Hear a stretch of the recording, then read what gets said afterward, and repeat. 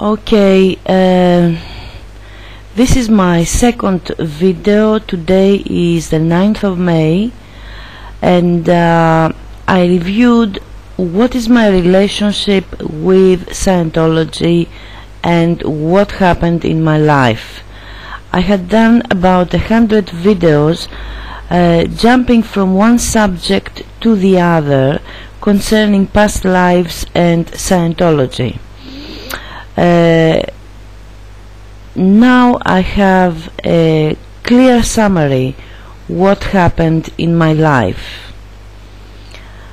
Apparently I got in trouble in the year 2001 because apparently I caused a scandal with Mark Rowberry.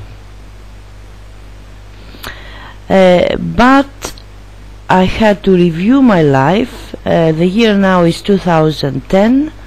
We are 9 years later, and the importance of Mark Rowberry was that 1 year before he was born, he had stayed the entire year with me at my home,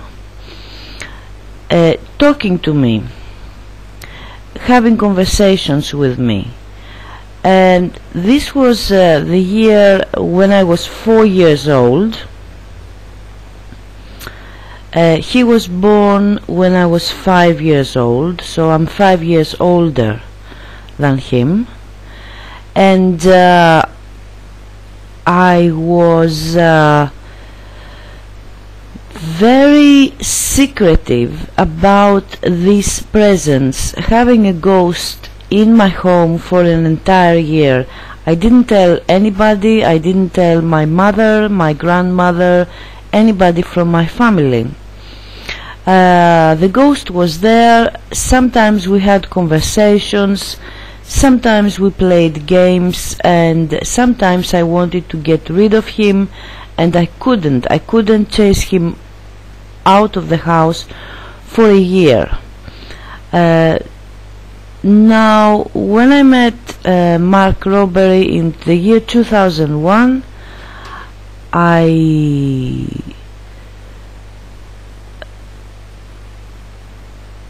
was a superficial person, and what I saw in Mark Rowberry is a good-looking, attractive, entertaining guy.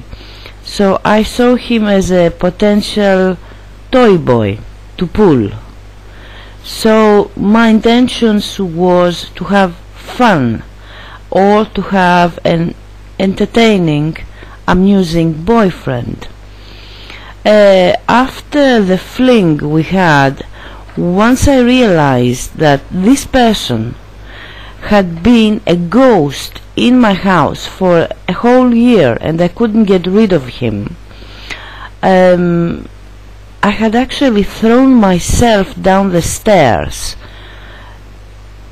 exasperated because I couldn't get rid of that ghost when I was 4.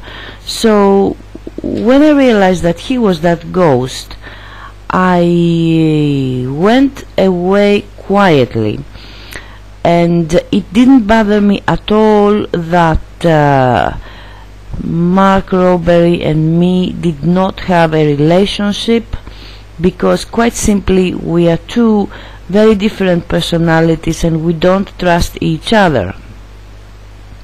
So I thought I could get away with this, but it wasn't easy, because the year before he was born, when he was a ghost, Mark Rowberry told me that we have a date in 39 years. So the year we met was exactly 39 years later.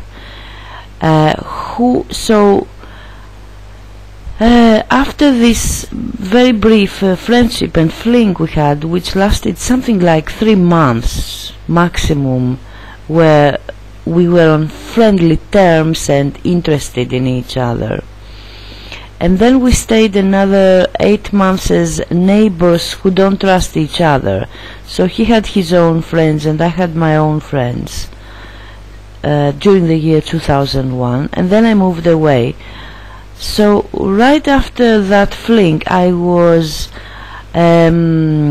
aggressively branded a whore, and at first I thought this was gossip and that it's going to die down, it's going to stop at some point. It didn't stop. I was being verbally abused and harassed non-stop with street theater, name-calling, exclusion, derision, discrimination, gossip, and frenzied hate, I would say, for about 4 years non-stop. At the end of the 4 years, it was the end of 2004, I decided that I really have to go back to the year he spent with me as a ghost and recall one by one and piece by piece all our conversations. And this work took me 6 months to complete, the first half of the year 2005, and there I pieced together with some research from Scientology that Mark Rowberry, during his year with me as a ghost, had given me a missing piece of Scientology that allowed me to open the time track. So I realized that in 2005 the missing piece of Scientology has to do with confessionals, confessional questions. It's a skipped grade 2 if you want, or a skipped OT level. It's not a necessity for other Scientologists. Knowing every single detail of past lives is not really a necessity. However, it was necessary for me because I needed to remember a lot of key people. What really matters is not our past lives. What really matters is the time we live in. The time we live in is the end of Kali, or Kali Yuga as it's called. It's the end of the goddess of destruction, Kali, the rulership of the goddess of destruction.